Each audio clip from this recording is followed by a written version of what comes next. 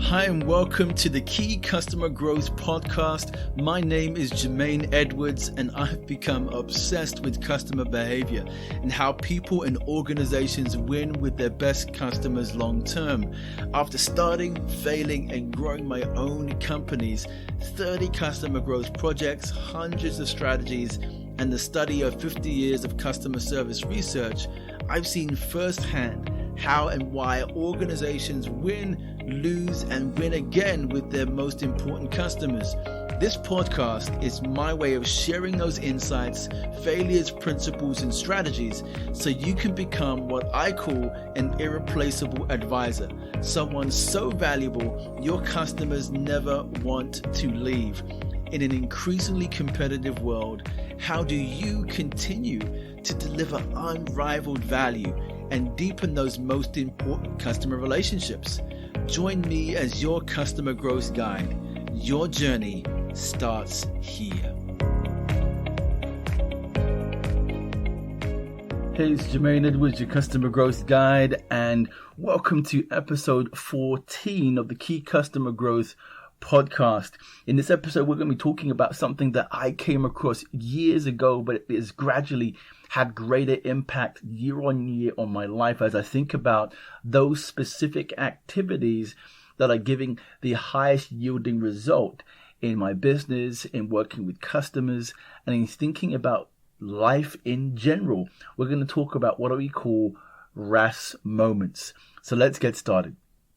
So here's what it goes. Here's how it goes, I should say.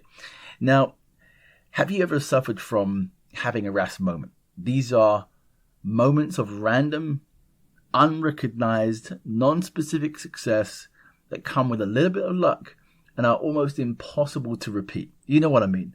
That specific deal that you pulled off, that you, by right, put in a lot of effort, a lot of energy, a lot of great thought and consideration, but yet you can't actually repeat the same kinds of results year on year. Well, why is that? Well, it's because we haven't quite learned that when we approach these specific kinds of tasks, if we're not documenting and really thinking about the systems of approaches that we're using, we're likely to come out with random acts of success that we cannot repeat or replicate or look at predictably to produce year on year. And that's a problem. If we get these specific kinds of results and we can't get them year on year, it means we haven't fully understood exactly what it is that's contributing to our success with our most important customers. And this was something I was told many, many years ago. And I didn't quite get it until having my own businesses and thinking about the teams that I support and people that I've now had the opportunity to train and teams that we have personally managed over the years. That if you cannot repeat the same results you had last week, last month, with the same actions, effort, and resource, then it's likely you have a RAS moment, a random act of success. And that's a problem when it comes to thinking about how you forecast, how you understand what it is that you're seeing in front of you, the behaviors of customers, acknowledging those things, understanding the resources that have been attributed to the things that have made you successful. We can often really miss those very important elements. And so here are the reasons why this becomes so prevalent for organizations, for teams around the world that I've met, and just people who anecdotally would look at their own life and think, yeah, actually, I've had a lot of random acts of success that have been, great moments, but yeah, I haven't really been able to achieve the repeatability of those results year on year. And it's really due to four things. We overweigh our own actions. That doesn't mean our actions aren't important and helpful and useful, but we sometimes overweigh them without truly evaluating its impact. We undervalue the unseen conditions. Sometimes the conditions in which we do and operate make a difference to gaining the success we want. We also create an informed view of the contributions of others, an uninformed view of the contributions of others, I should say. And we often misinterpret the real influencing triggers and decisions that move a customer to buy, or that moved the specific customer to buy. And so if we look at these four different elements, outweighing our own actions, undervaluing the unseen conditions, creating a really an uninformed view of the contributions of others, and misinterpreting the influencing triggers or decisions that move a customer to buy, it's very likely, although you may be experiencing some success right now, that you're simply underperforming to your potential. The potential opportunity for you to get into a place where you can repeat your biggest results at will, because you understand what has contributed to those elements. So we want to move from a RAS moment that is random to a RAS moment that is recurring acts of success. So I really like this particular psychologist named Gary Klein, and he said this particular quote. He said, "One of the greatest barriers to insight is holding on to a flawed assumption. But these assumptions are usually unconscious, and we don't even know we're making them, so they're difficult to spot and to correct. And so because of this, we hold on to these flawed assumptions. They can be unconscious, and sometimes we don't know we're making them, and they're often difficult to spot and correct. So what do we do when we see things like this, when we notice that we're actually having random acts of success? Well, it's important, first of all, just to weigh why this is important. So it's easy to make claims and statements, particularly the ones I'm making right now. So take a moment and just see if you recognize any of these following scenarios, right? So you achieved an amazing result with the customer, but have not been able to achieve it. We've talked about that. You've had your customer rave about something specific you did, but you've never had another customer rave in the same way again. Maybe you've had awesome customer growth one year, but then struggled to get the same growth with your existing customers the following year. All of these experiences are what we deem as random acts of success. We don't want any of these things in our business. To the degree in which it's possible, and it is possible, we want to get to a place where we are getting recurring acts of success. And it's now being documented in varying different places. And sometimes you have to look a bit closely, a little more deeply to see what's happening. But if we look at some of the research right across institutions, reputable institutions like Gartner, HBR, Harvard Business Review, Nielsen, just to name a few, what we're finding is that the percentage generally of leaders that see results from their customer plans year on year, about 47%. Still pretty high, but actually less than 50%. And we have close to 76% of organizations surveyed by RAIN Group believe that they should be getting 25% more from their existing customers. Now, I'm always just like you skeptical when I see specific stats, so I always like to look at a broad set of stats and then come to a conclusion. The overall conclusion that we can find, looking across the board, is that fewer people are experiencing recurring results, recurring acts of success than those who aren't.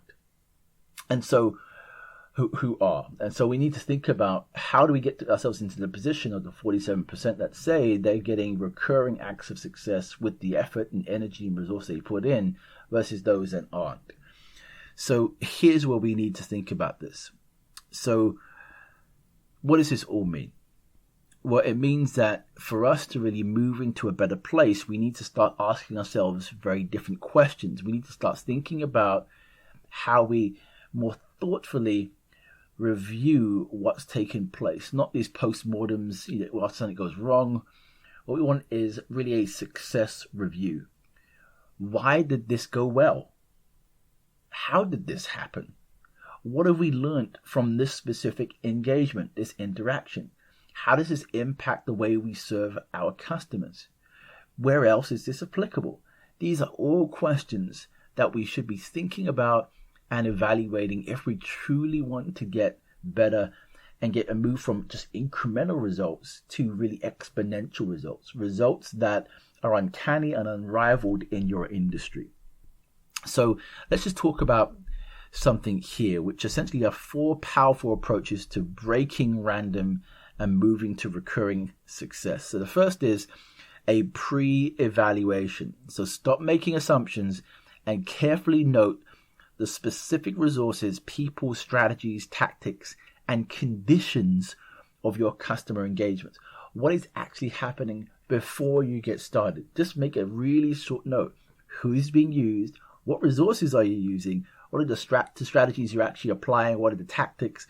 And what are the conditions? If you can get those things, even at a base level to get started, it'll put you in such a strong position in considering the work that you're doing and even feeding back to your executives, top executives, as a means of giving greater insight into what could be fed into other parts of the business, or globally if you work for a much larger business. You also want a post-evaluation to ask powerful review questions of the learnings from the project. Who influenced it? What specific conditions were involved? Did they change? What were we learning? Just like I mentioned before. The number 3, we want to ask our customer. So find out exactly what influenced your customer to commit to buying from you. Even if they've been with you for 25 years, start to ask the question, hey, what was the difference here for this specific engagement, for this specific project? What convinced you? What were the things that really moved you towards a yes? Get those answers. Document those things. We really want to know and see where the patterns are. Number 4, we want to use growth drivers. So make sure your team knows and understands, and they have a practiced and proven consistent plan or playbook for growth and relationship success. And I've talked a lot about the use of growth drivers, relational influence, value advantage, intimate loyalty. Utilizing some of these drivers and being aware of those things helps you to contextualize the things that you're using, helps you to identify the specific kinds of drivers that have enabled you to do greater and more successful work. You can use that as a filter to support your engagement. And I'll speak more about this in future podcasts as well. But if you haven't understood things about the growth drivers, you'll be able to jump on my mailing list or at least jump to the blog so you can figure out some of those areas, and I'll have that linked in the show notes as well. So if we have these 4 specific areas of a pre-evaluation, number 1, a post-evaluation, number 2, asking our customer, number 3, for the use of growth drivers and using that as a filter to understand what it is we're using more frequently, we'll put ourselves in a position where we're more likely to see how recurring success can really be harnessed, can be leveraged in our business, and we move away from random into much more recurring acts of success. So these are really important to consider.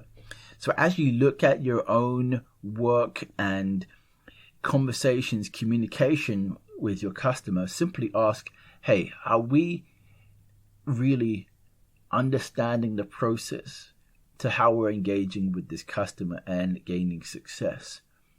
Are the engagements we are having right now random, or are they recurring? To what extent are we confident that we could produce the same kinds of results year on year? If you don't have an answer for that, then it's likely you probably need a change in thought and procedure, in thinking about how you really look at your customer engagements. So I'd encourage you, in fact challenge you, to start to think about the actions that you have and the results that you've seen, and ask yourself, is this really recurring or is this random?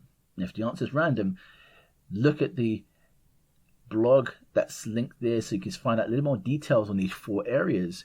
Get into my mailing list, give me a call if needed, but most importantly, ask yourself better questions. Go through these 4 steps and you'll put yourself in a much stronger position to getting recurring acts of success. That's episode 14. I hope that's been helpful to you. And remember, I don't want you to be random. I want you to move into recurring so you can become the advisor your customer never wants to leave. And I'll see you in the next episode. Hey, thanks for listening to the Key Customer Growth Podcast. Hope you enjoyed the episode and got some great value. If that has been your story today, please share, comment, and subscribe so we can reach more people with the message and impact them also. Most importantly, I want to hear your feedback on what you liked or what you would like to hear and see in the future. Look forward to hearing from you, and you can find all the show notes below. Wishing you success in becoming an irreplaceable advisor.